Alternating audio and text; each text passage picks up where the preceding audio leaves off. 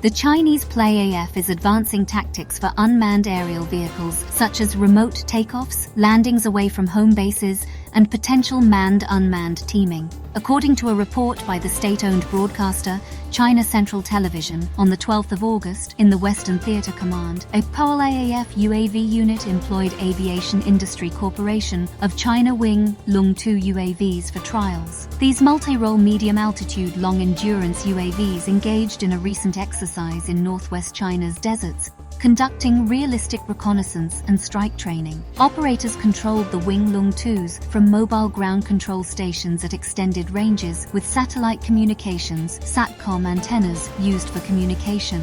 On August 16th, the US Air Force selected JetZero to build and flight test a large blended wing-body aircraft. The aircraft is planned for its maiden flight in 2027. Blended wing-body designs utilize both the fuselage and wings for lift, offering fuel efficiency and short takeoff benefits. JetZero's demonstrator aims to match the size of a Boeing 757. The USAF will provide $40 million in 2023, plus $200 million over 4 years for design and construction, with additional funding from JetZero and partners. Northrop Grumman will contribute as a mission systems subcontractor. The US has granted approval for F16 fighter jets to be sent to Ukraine from Denmark and the Netherlands for defense against Russian forces once pilot training is completed. Ukraine sought these aircraft to counter Russian air superiority. The US assured Denmark and the Netherlands of expedited transfer approval once pilots are trained. Dutch Foreign Minister Wopke Hoekstra welcomed the decision and intends to discuss it with European partners. Both Denmark and the Netherlands sought such assurances, as the US approval is necessary for the transfer.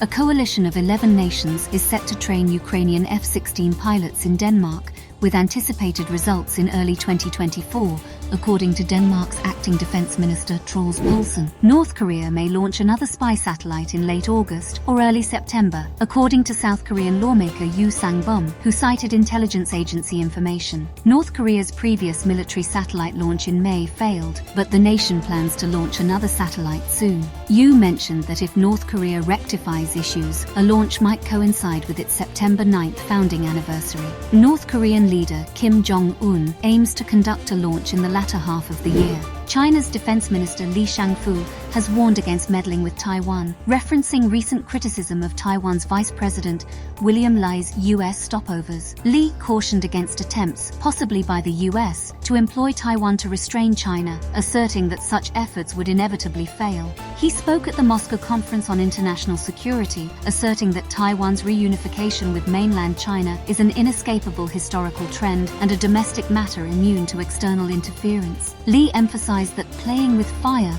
in relation to Taiwan and seeking to contain China through it would meet with failure.